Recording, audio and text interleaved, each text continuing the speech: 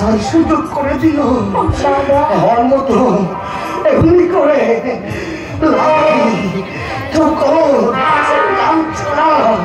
বঞ্চনা সহ্য করে তাকে যেন মরতে না হয়। ওকে ওকে আমি তোমার হাতে তুলে দিয়ে গেলাম। আমার বুকের পাঁচটাকে আমি তোমার হাতে তুলে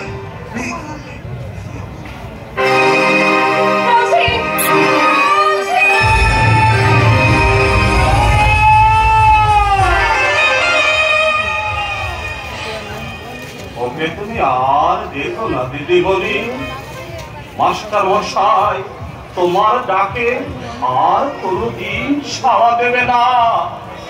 মাস্টার মশাই তার নিজের জীবন নিয়ে এই সমাজের কাছে প্রশ্ন রেখে গেল, গরিব